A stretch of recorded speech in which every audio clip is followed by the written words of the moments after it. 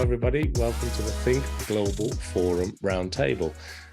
We're delighted that you can join us today for what promises to be a very interesting and in-depth conversation. I want to say hello, of course, to Alfonso, to Bea, to Sarah, and to Maria, who are joining me here. And rather than me introduce everybody, I'm going to do a little bit around the round table here, our virtual round table, and maybe get everybody to introduce themselves, tell us who they are, what they do, and then we'll get into a wonderful discussion and presentation that Alfonso is going to kick off for us, and then we'll come back to the round table to pick up the debate. So maybe let's start with Sarah. Can we start with you? Sure. Hi, yeah, I'm Sarah. Thank you for having me. Happy to be here this afternoon. I'm the UX content and localization lead at Trusted Shops. So we operate in the e-commerce sector, and my team combines UX content and localization in one team, which we consider a very cool and smooth mix that we have under one roof. I'm based in Cologne. And thank you for being here, Sarah. It's great. We're looking forward to your input. Bea, maybe we go to you next.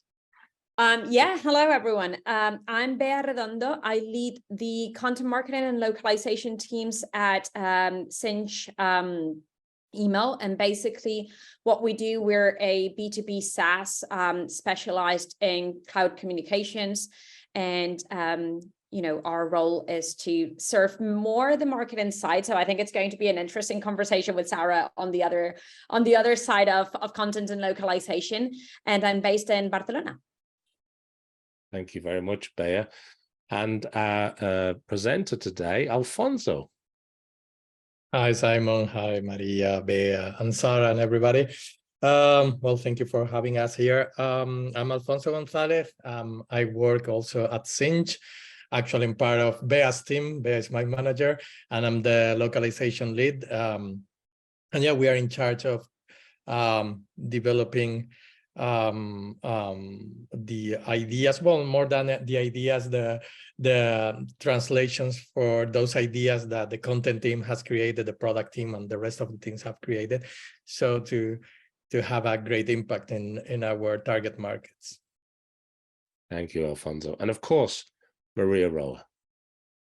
Hello, as you say, my name is Maria Roa, and I'm Communications Director for Think Global Forum. So basically, we do all the content related to Think Global Forum Roundtables, Think Global Awards, and I'm really happy to be here and learning from all of you guys, and I'm based in Madrid. So thanks, everybody, for the introductions. Let's get straight into it. Let's hand over to Alfonso. I know you've got some slides and a discussion to kick things off, so let's hand over. Okay, so as the title of this table reads, we are going to talk about unlocking the power of localization, mainly based on SEO and content creation strategies, and that's why we have here Bea and Sarah, because they are some of the best at content creation, SEO, and UX.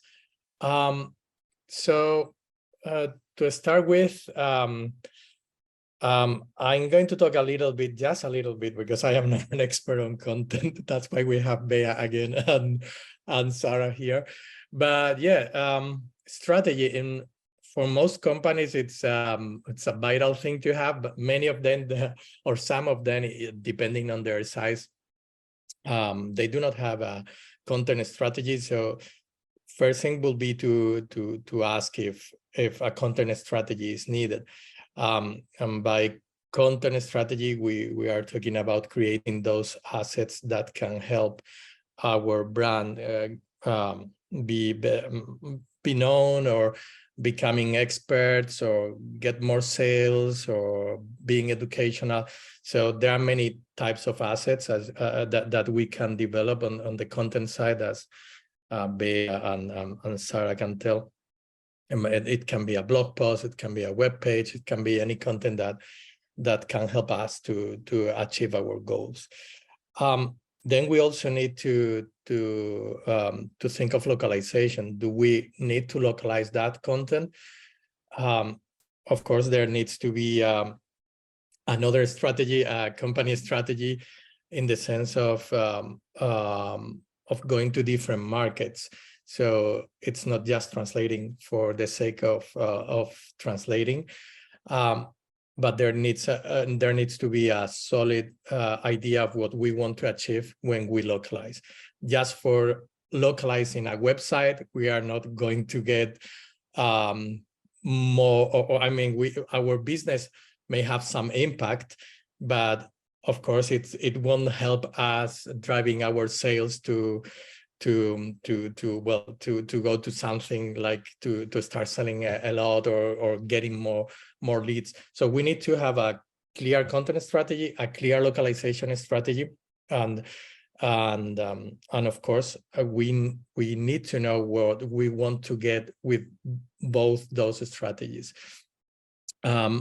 What we are going to see here today is more the relation of the content strategy and localization with SEO. And in that sense, when we do that, what we want is to rank high in SERPs, in search engine result pages.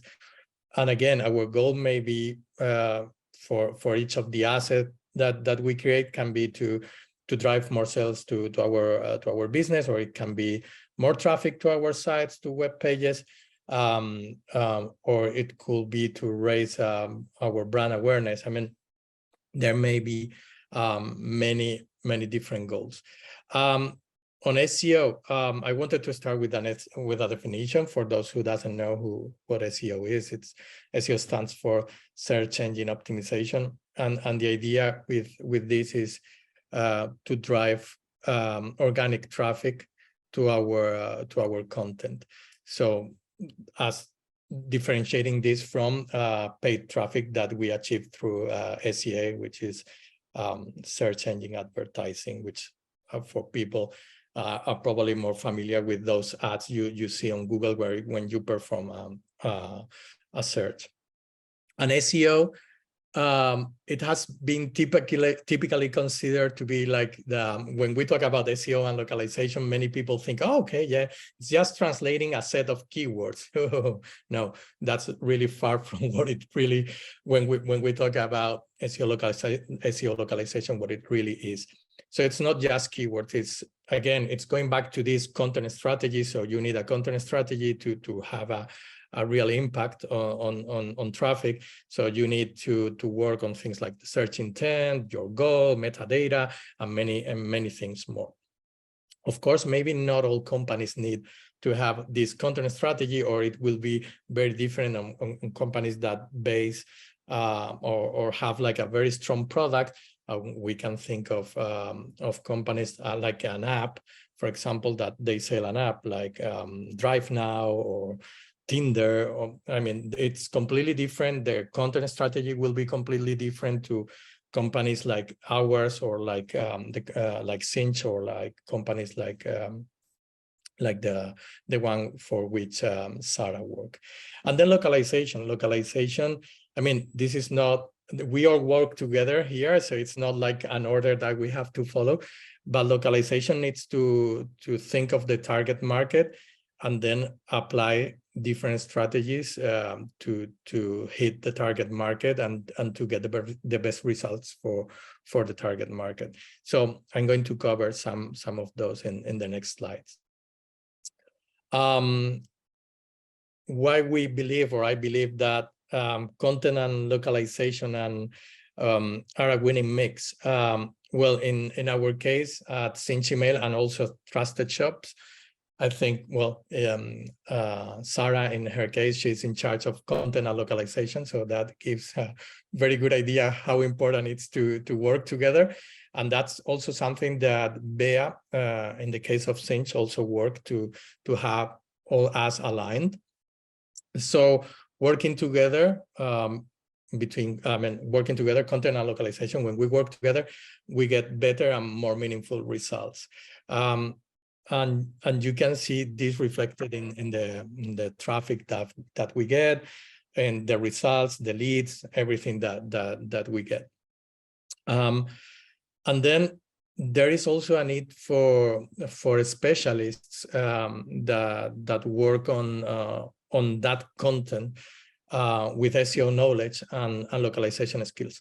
So that's the case that we followed at Cinch. And we have a team in our localization team, we have a team of professionals who not only work on translation, but also on content creation. So they are trained in SEO research, SEO analysis, but they also can apply some translation skills to the content that we work with. So that's highly important if we want to, again, to have a true impact in our target content.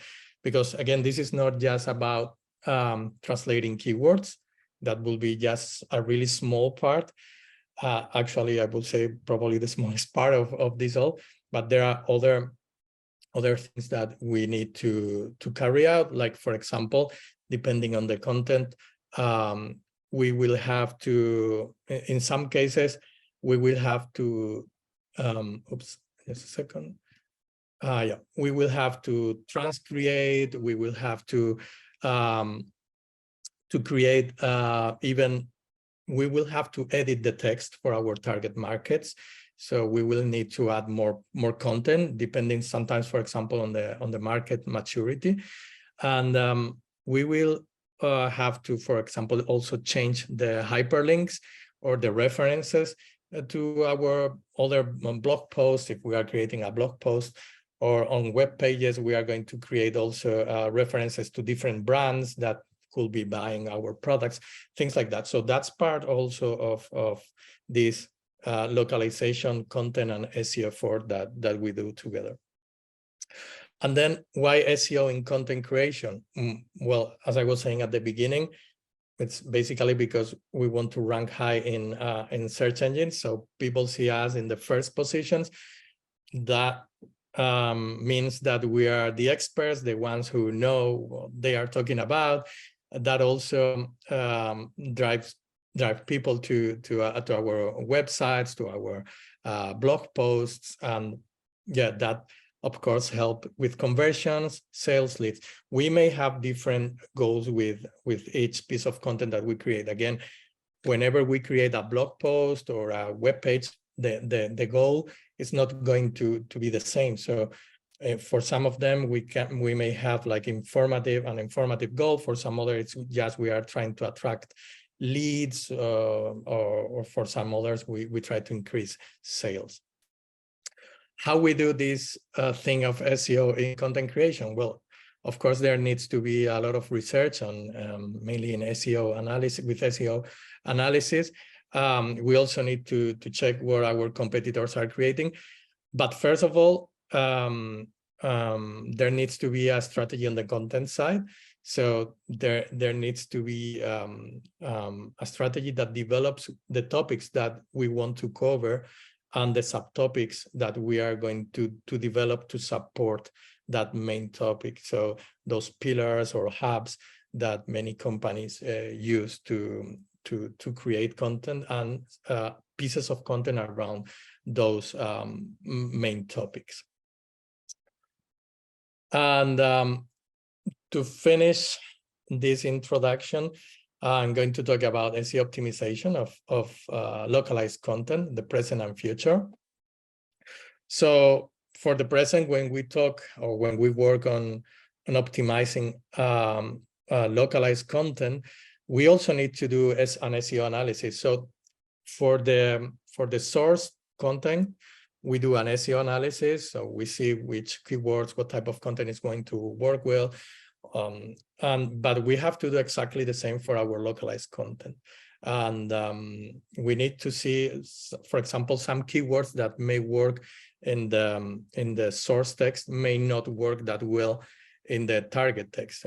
We can think of, for example, market maturity as a reason. If we think of electric cars and American companies trying to sell electric cars in the US, probably the keywords and the content they are going to create will be way different to the content they will create in a country that is not that developed.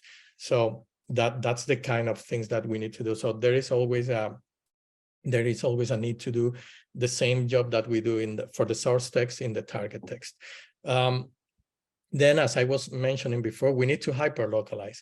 So we will need to, in some cases, rewrite, add more content, new hyperlinks to get the best results in our target market. And of course, that's also achieved following the brand guidelines for each specific market. And then we need the people working on this type of translations to have SEO localization knowledge or SEO localization skills. So it's not just about, and I insist on this, it's not just about translating keywords.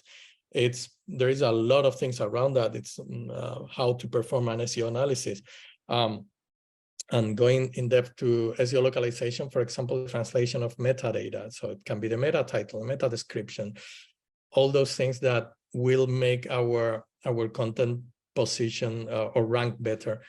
And then, of course, transcreation, or it's I will say it's not exactly transcreation, but a mix between transcreation and copy editing. So the people working on this type of translations, they need to be able to transcreate the original text to provide creative solutions in the target text and to adapt that to the target market.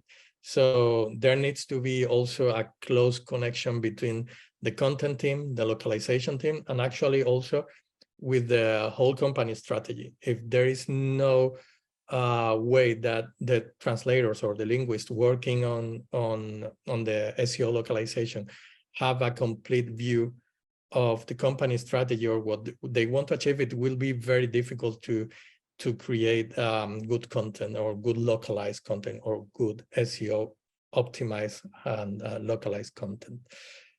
And yeah, and that was my presentation, a little bit quick introduction to this thing of content, SEO localization and why it's important that we work together. Well, thank you, Alfonso, for kicking us off today. I think that's definitely give us a good understanding of the topic. And obviously, you know, we're talking about unlocking this power of localization and SEO when it comes to content creation strategies. And ultimately, it's about that global reach that we're all aiming for. So recently, Vistatec, I mean, Think Global Forum is powered by Vistatec, as people know. They were a diamond sponsor, premium sponsor at Gala, and Lockworld Malmo at the time of us doing this roundtable has just finished. I know a lot of our audience will be aware of that. And one of the things that came up an awful lot is AI and its impact on SEO. I'm not going to go down the AI rabbit hole right now. I'm going to hold that, but it will come up. So I'm just letting everybody know. But I'd be very interested if I could maybe ask Bea and Sarah to jump in on what we've heard so far, just with some initial comments and thoughts about this topic. That would be really helpful. I'll jump in. So I think I'm very proud, Alfonso, to see how well you've done, because it clearly represents really well the way we work at Sandführ. And I think what is important to consider before we do any of this work is what is it exactly that you want your content and your localization team to do. I think for us, it's very particularly driving top of funnel. So SEO is a key piece of that. Obviously, you know, kind of representing that brand, building that kind of brand thought leadership and so on.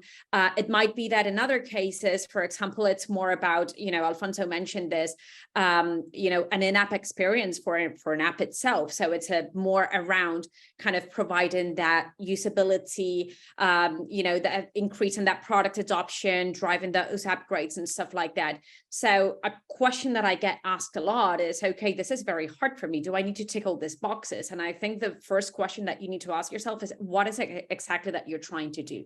If you're trying to drive top of funnel, if you're trying to drive organic traffic to a website, then that SEO piece that we were talking about in your localization strategy is absolutely key. So you definitely need to get it right.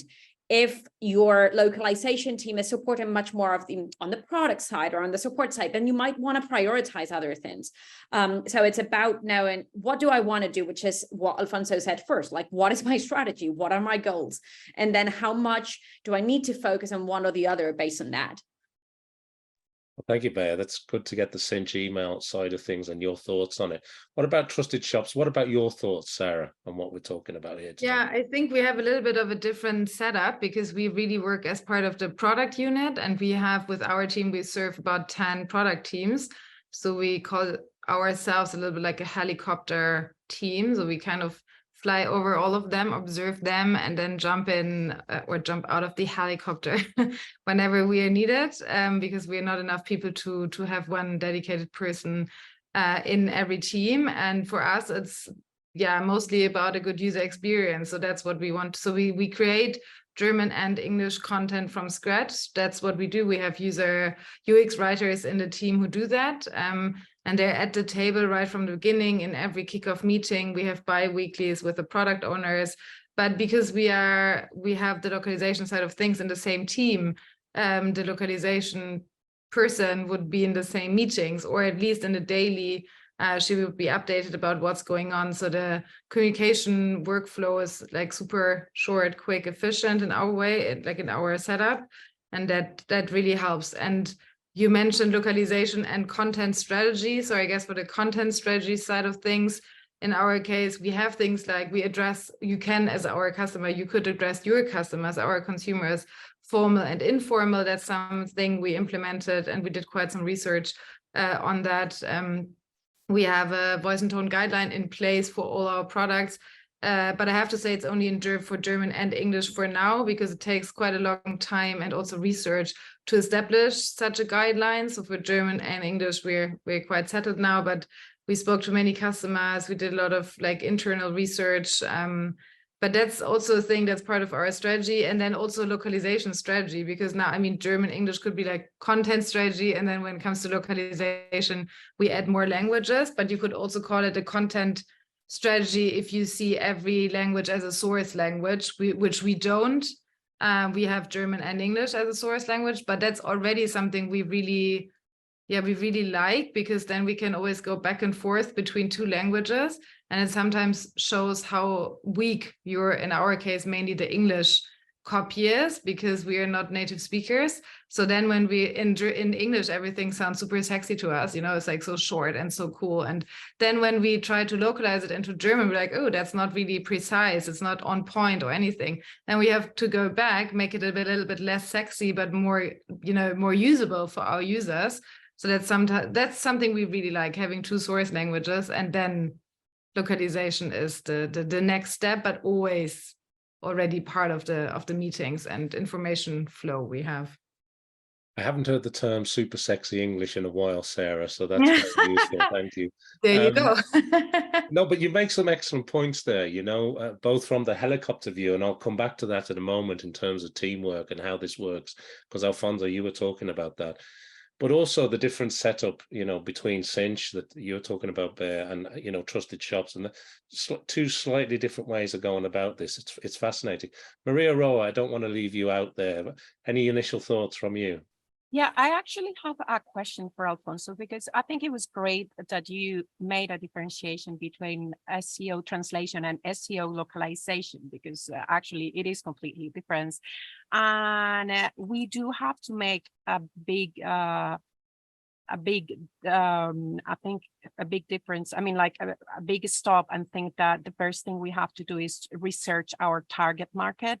Do you think we need an SEO expert in every country that we go to, or having one that needs to be multinational? Because I know that obviously there are SEO tools that you can go and say, okay, I'm going to this country, and they will tell you like the highest terms, but that doesn't work for us, because that's not how we work.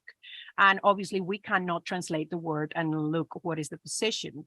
So do we need SEO experts into every country that we want to go to or that a client wants to go to? I'll make the agencies, the marketing agencies happy if I say yes, but I will say more than an SEO expert for every market. Usually companies have an SEO team or an SEO expert, in my experience at least.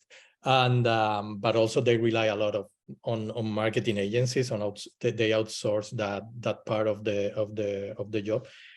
And then what I truly believe in the last 4 years, what I have seen that works best is when you have a team of people who can optimize the content, the localized content, taking into account SEO. So again, it's not just that they are good at translation, but they know a lot about SEO and how to optimize content. And this means, again, copy editing. So they need to be good at writing, or they need to have good writing skills. They need to be good at transcreation, good at SEO and SEO localization. So yeah, it's not very easy. It's not easy at all to find skilled people with those skills in the market. So I will say it's not necessarily one for each market. But as you have said, Maria, you can use tools that can bring you some results. But then if you want to hyper localize, if you want to really get to the market, I will say yes, it's better to have a specialist in each of those markets. Okay, thank you. Thanks, And when I may add something to, sorry, Simon, but I would say it's the same for the user experience side of things, because we have very good people in the agency we work with, and then we have proofreaders in-house, but they operate all over Trusted Shops, and they don't have user experience as a background or education, which is totally fine. So we do not have that set up yet, but it's the same thing. Like if they had that would definitely make the quality even better. And then I would also say you have to have one for each market, because every market is super different, or a person knows more than one market. That could also work. Yeah. Well, sorry, I wanted to jump. Go ahead, Bayer. Yeah, go ahead. Sorry, I wanted to jump in here and add to that I think something that works really well for us is we don't have an expert in every market. We have a localization, content and localization expert in every market that trains these people. We have someone that trains these content and localization experts on that SEO side. You obviously need, like, technical SEO and content SEO are two very different things. Technical SEO, you probably want to have either an internal team or an agency that is doing a lot of the technical side of things, but that doesn't need to be multilingual in many cases if there's a strong partnership with localization. When it comes to SEO for content and stuff like that, then you do need to do stuff like that, but it's not as hard, and it's it doesn't require that much development. You just need someone that can translate the complicated stuff around SEO to these people, and that acts as a center of excellence or something like that for SEO, in very close collaboration, where the localization expert is bringing in the market expertise and is, enabled to do, keyword research, stuff like that, but then enabled to ask questions and be like, I did this keyword research, I found this, I'm not really sure. And someone is able to have that high level view and guide them. I think that is very effective, because as Alfonso was saying, it is very hard to find people that are super trained on the SEO in each of the different markets. And, most companies cannot afford to do that. So I think that has been a good compromise for us. So at the end, is best is to have a localization and content expert that is trained in SEO. Yeah, I think that, well, at least that is our, and I think it is true for SEO, and it is true for everything. Like, if your core focus of your content and localization team is, get that product in-app experience to be superb, then you need them to be experts on that. Well, thank you all. Yeah, that's great. And it leads me nice onto the next thing I wanted to put to this panel here about the topic here of SEO, content creation, this global reach that we're talking about, because teamwork has came up a few times. You've been talking about teamwork. Alfonso, you were mentioning how it can be very hard for a linguist, a language professional, to have that complete view of everything that they need to work on. Sarah, you're saying, well, look, we don't have this person in every jurisdiction, but we do have these regular meetings where we kind of get together. And Bear, you're sort of talking about it, you know, well, actually, you do need somebody that knows what they're doing in this area. But when it comes to teamwork and the best way of setting up, is there a preferred approach? Is it everything is bespoke? How do you go about structuring your organization so you are ensuring that your SEO, you're unlocking that localization when it comes to SEO, and that it's actually working for your organization? Because there's a few different threads there. You know, what about this teamwork? What about how do you come together on this, whether it's with external agencies, a language service provider, or your own people? How's the best way of getting that working? What are the initial thoughts on that? For us, we have this like process we have in place now, and it took us over, I'd say, 2 years. We also just presented it at LocWorld to show how we combine UX content and localization in one workflow. The UX product designers are not even part of that.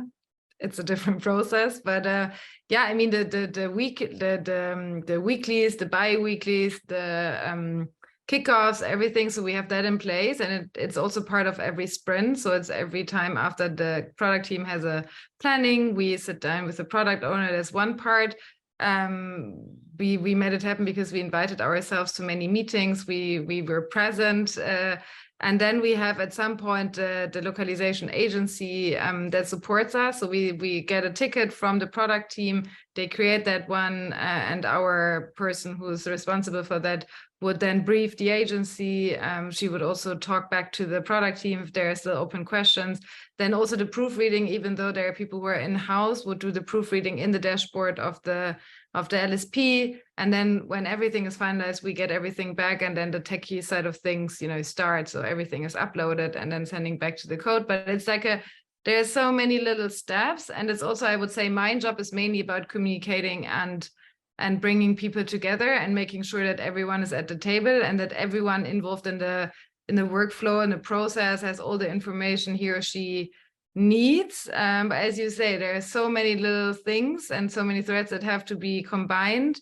And we now have everything really written down, informed. So we really know our steps that we have to, but that took quite a while. So we also said at Malmö, don't you worry if you're not there yet. We don't want to threaten you, you know, and it has to be adjusted from time to time, obviously, because the setup changes and the resources change. And we now have one team where we have one person really in the team being there all the time, which is kind of an experiment also, but working super well. So now we can maybe make like a business. It's the SEO team, by the way. So we have an SEO team, it's the product team. And this is where we now have a dedicated user experience content person sitting in this team, also taking care of the localization side of things. So maybe we can make a business case and then prove even more the value of our team because we have this person there. I hope that answers the question a little bit. It's great. It's great insight. I'd be keen to hear what Alfonso and Bea think of that, because from a Cinch email perspective as well,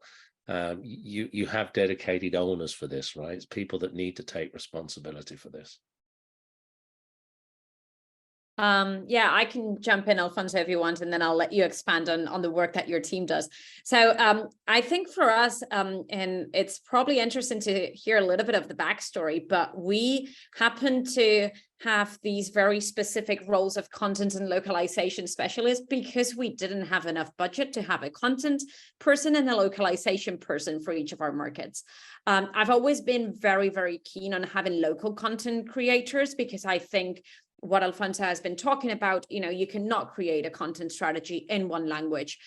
You cannot create a content marketing strategy for a blog in one language and just translate that or localize that, no matter how good your localization teams are. Because I think that we've talked about market maturity, certain markets need a different approach. We need to talk about the things that they care about, which might not be the same things that, you know, our US market or our UK market cares about.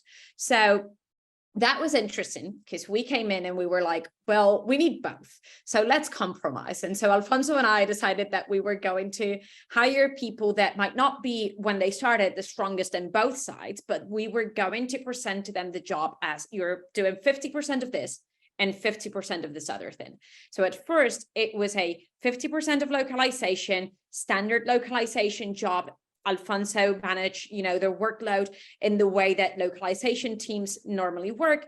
And I would manage kind of the content side of things in the way content creators work, which is let's, drill down on the strategy. What do we want to create? What do we need to optimize and so on?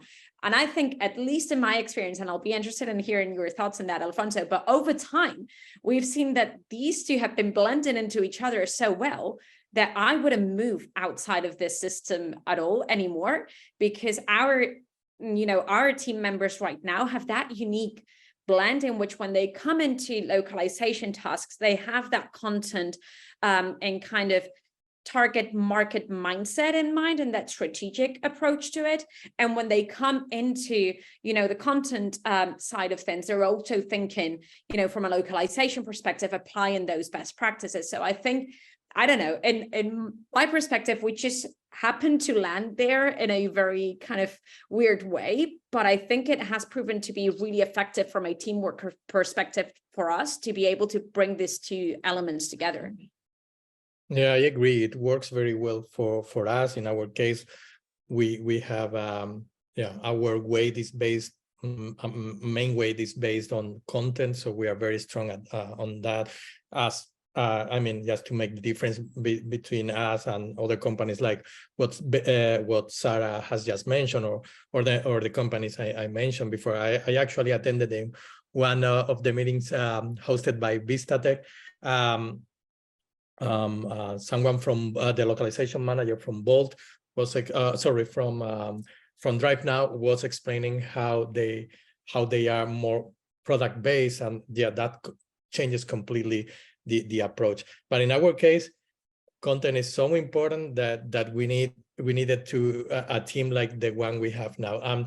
We have also tested working with marketing agencies, and they are very good, but in the end we were missing the connection, or they were missing the company view. It's very difficult to be all day together and share with them all our ideas, all the strategies, not because we are close, but because it's difficult. We cannot be meeting them all the time. However, as Bea was saying, once they are part of the content team and the localization team, they have a better view of everything. They understand very well what the goals of the company are on the content side.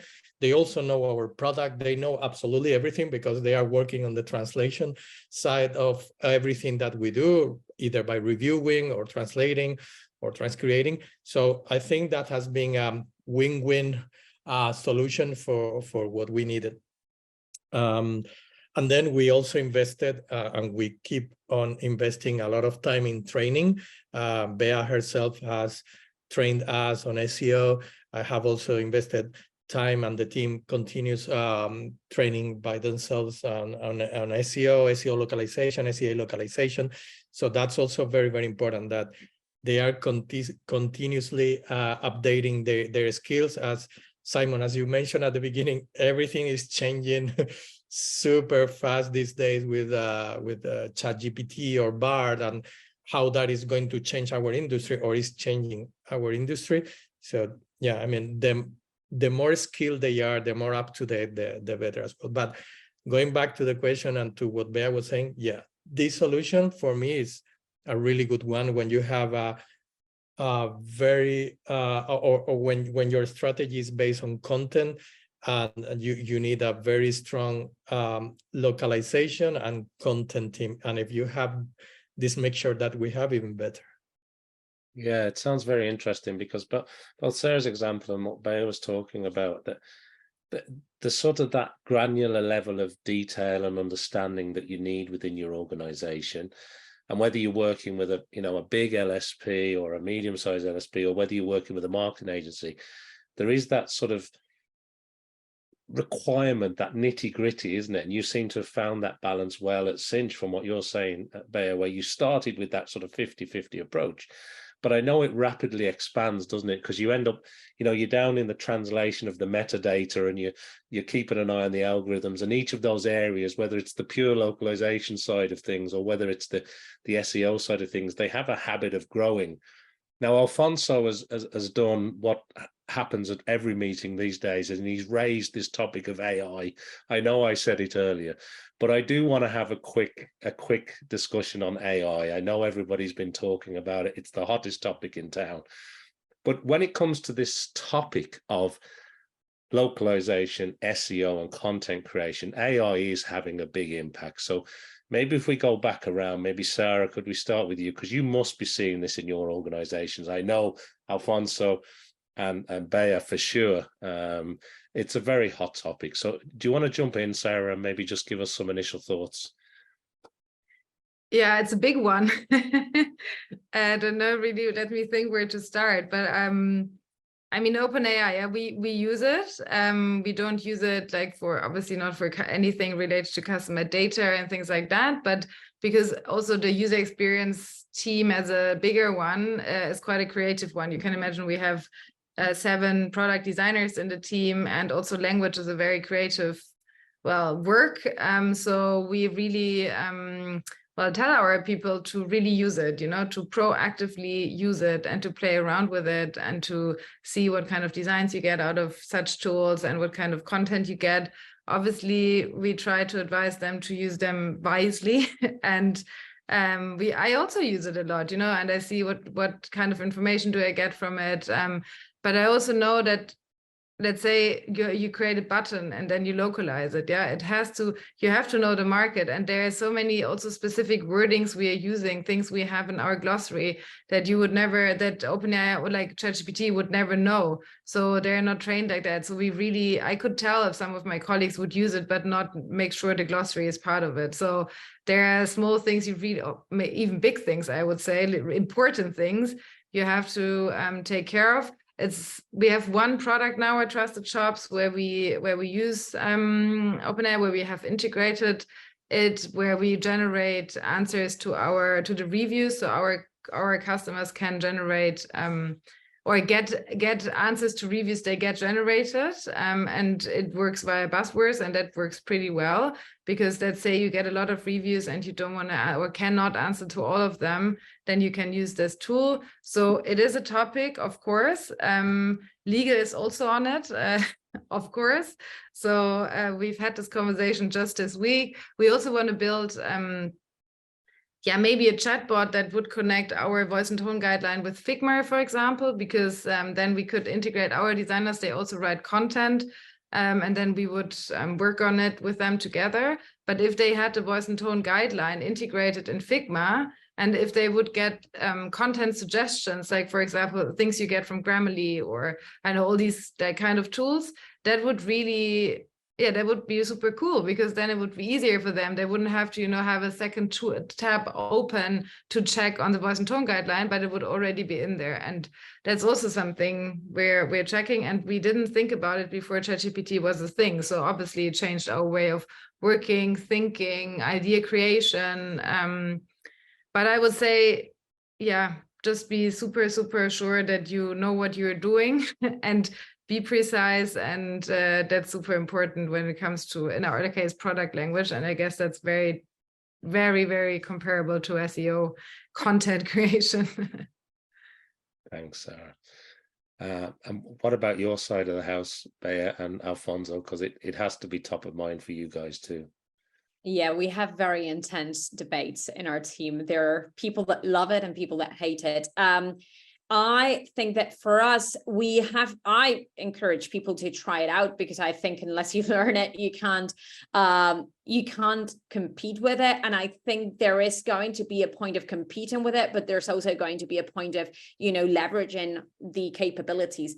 So I would actually split this up in, how we use ChatGPT. We've been doing some tests around it. We have tried, given it a piece of content that is going to be published on cinch.com, and that we want to republish on one of our other websites, which is an announcement. We obviously don't want to have duplicated content, for example. So feeding it to ChatGPT and saying, rewrite and make it more focused on this and that. We have invested a lot of time in post editing. I will say that. I think Hotjar just published an article recently. I think they're doing a test between giving the same content brief to ChatGPT and one of their writers. And I was reading that this morning, and I thought it was amazing that they were actually, and then they had the editor rank them for different things. And I thought that was just great. It's what we see on our side. Like, you know, it's fast, it's efficient, but we have very high standards for the content that we create. We have a very unique brand voice, and that it doesn't do that. So it's investing time in that editing, fact checking, you know, just making sure things are right. So we've used it for things like glossaries, which are not, you know, are just more straightforward, stuff like that. I think we've also used it for idea generation, stuff like that. I recently used it to ask it to plan my holidays. But, you know, and other than that, but then the other side of things is there's also a lot of AI going into many other things. And so we were experimenting, and we had someone in the team look into some tools where we can feed them our brand voice and our editorial guidelines so that it will create some of that content, or it will rewrite some of that content with those editorial guidelines. We still haven't found a solution that we like, but I think we will get better with that. On the SEO side, I think something that's also really interesting is the kind of news on the generative AI kind of search that Google is going to be launching soon, and how that's going to change completely the way we write. And I think because of that move from Google, we will probably be using much less of that ChatGPT generated content, because at the end of the day, if Google already generates the answer for you, when you want to read in depth, you're going to want to read different stuff that is not just, you know, here's the answer. It's more of the, hey, you've got a writer behind this building a story. And so it's probably going to move us away from that. But it will be interesting to see how that changes search habits. And as a result of that, SEO will probably change. So we'll just need to keep an eye on how things change when that is launched. I expect a lot of changes in our team and the way we create content, you know, in the near future with that. Yeah, on my side, more on the localization side, I'm also interested in seeing how the translation management system providers or the CAT tool providers are going to implement ChatGPT or these type of tools in the tools that we use on a daily basis. So I think for me, this thing of the strings that we need to translate, it's a little bit something that is dead. And we should implement new solutions that allow us to hyper-localize, to transcreate. And I cannot see any solution in the market right now. I have seen some attempts from specific companies on developing solutions, on starting to use them, but I think they need to move faster, because we need to adapt, and we need to try to implement this in the systems that we use nowadays. So that's how I see it. And then going back to what Sarah was saying, that we need to be extra careful with the legal concerns of how to use that for our content. So you need to have you need to be allowed by your legal team to use these tools, but because as you know, they are taking your content and using it for whatever the purposes. So yeah, you need to be extra careful. So right now we are not using it that proactively, because we prefer to keep our content for us and not to give it to a machine so it can do with it whatever they want. That one small point that I wanted to add to what Alfonso said. I just attended a format that our LSP offered to the customers, and it was super interesting because they presented to us how they integrate AI into their work and how they make sure that they're future-proof, how they make sure our data is safe, and they were also asking about what we are expecting from them as LSP. And I think this is super smart, and that was also super insightful for us. It was super good to know that they do it. I want to have an LSP that has the future, you know, as a vision and really wants to go in the same direction as we do. And I think that was a smart move. And I also felt like I could give my wishes in their hands. So yeah, I really like that exchange also with people who don't only buy services, but sell. They have the same issues than we do. A great point, Sarah. Thank you for raising that. Maria, will we go to the Q&A? Over to you. Sure. So we have a question. In your experiences, which is the most automatic list manual process to pass on to the linguists and translators the particular keywords for each content? So what is the most automatic, as in the least manual process that you can pass on to your linguists and translators for the particular keywords for each type of content? Is that the question? Yes. I think that's for Bea, if Bea it's okay with taking it. Yeah, I mean, I wonder with that question if we're talking about just the act of sending it over or the act of researching. On our side, as we were developing our linguist and our localization specialist to learn more about SEO, something that we did was we built we actually hired an agency. Well, we were working with an agency and we asked them to do an SEO localization of our target keywords in English. So we had a list of, our keywords in English, the most strategic ones. And so we asked them to localize that list with an SEO in mind, an SEO approach in mind, which included, listing the search volume so that anything that had irrelevant search volume we wouldn't even list, because it shows that there's not enough market maturity around that. But we also encourage them to be creative, like if we needed to change the search around. And so having that list pre-created was a way for our linguists to be, to effectively be able to quickly check, that list and be like, okay, this website is talking about, in our case, for example, email verification. So what is the best keyword for that in my language? And we already had populated some of those. I do not think that is the most effective way from an SEO perspective. But if you have low resources, it can be a great starting point, I think. And then as in passing it on, I don't know, Slack. Slack is what works best for us. But we also, I don't know, Alfonso, you might want to talk about how you share some of that with the external agencies that we work with, because obviously if you've got an internal team, you've got all of these resources available to you. But what if you have your linguist be, an agency? Yeah, whenever we need to work on a job request that involves SEO, we ask the agency to pay close attention to that. We know they are not super strong on that, but they work on it a little bit. But it is our internal team that does a great job in SEO analysis and research.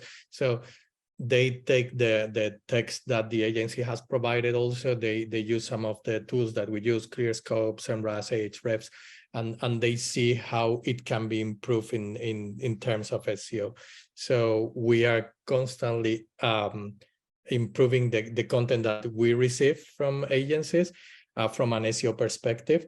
And then, as I was saying, sometimes we are adding more content or removing some paragraphs of some sentences from that will be part of the original content to have better results in our target markets. And that also involves changing images or changing hyperlinks, things like that, to make the text more readable, and also to make references to other sources of information that could be more relevant. But yeah, if we talk just about keywords, yeah, I think that what Bea has suggested is a good way when you have low resources. Otherwise, as you know, trends change continuously, like every day. Some things change daily, so you need to be performing this SEO analysis on a continuous basis. So that's why our team, when we receive content, they double check that the SEO keywords that we were using were the correct ones. And of course, having like a glossary that is somehow taking into account SEO equivalents, it's very important. Yeah, to that, I would like to add something that I forgot. I think the glossary is a very good one. We have on our translation memory management system. We have a dedicated glossary built for SEO terms when we want that to be a priority. And the other thing that I would say on making it automatic, we ask all of our kind of content writers to make sure that when they're sending something over for localization, they kind of highlight those keywords already if they had some in mind, so that the linguists know what the core focus is in English. So I don't know if that answers to the most automatic way to do it, but it is our way. Yeah, that's very important. What Bea has mentioned, the team, the content team, does an excellent work on creating a brief and a description of who are the personas, the goal of the text, or the search intent. So there is again, it's when we talk about SEO, sometimes we limit it to keywords, but we shouldn't, because keywords are just a small part of it. Okay, next question is from Florencia. In your experience, what content types are the best fit for content creation? I've seen a big focus on blog posts, but I'm curious to know if there are other types of content where you think it's better to create multilingual content from scratch rather than localizing it. Sarah, maybe? Yeah, I think, I think that goes, in my opinion, for all content types. So I would always say that it's the quality is the better, the more, if it's from scratch, it's better than if you localize it. I mean, sometimes you cannot see a difference, but I think the best you can do is just have one dedicated content creator for every language you want to provide, and then kind of skipping the way the part of the localization side of things, at least for the content types I'm working with, which would always be product related. I cannot say it for marketing. I think that's not really an experience I have, but for product content, because products, they're so different on different markets, and they have so many specific cultural needs and things you have to have in mind. And I really think you have to kind of live them, maybe have grown up with them. And this is really different to localizing them. We do not have this setup, but I really would love to have it, because I think, I mean, maybe there are some good reasons to localize and not to create from scratch. I'd be happy to hear them, but for me, I don't really see the advantages. In our case, I think we can talk about content types that we would localize versus not. I think we do, like, for example, one that comes to mind, straight away is webinars. You obviously want to do, and that's a content type, you obviously want to do webinars in the native language. I don't think you want to have subtitles on the webinars, probably not the best experience. So that's one that you would create from scratch. But we, for example, do work on emails and stuff like that, where localization is enough for some of that customer communication. Then there's other stuff like some other content pieces like reports or guides and stuff like that, infographics, where I think you can, for example, an infographic that is very visually heavy and has no SEO kind of optimization done, I think you can definitely localize and then post edit. I think the post editing side is key.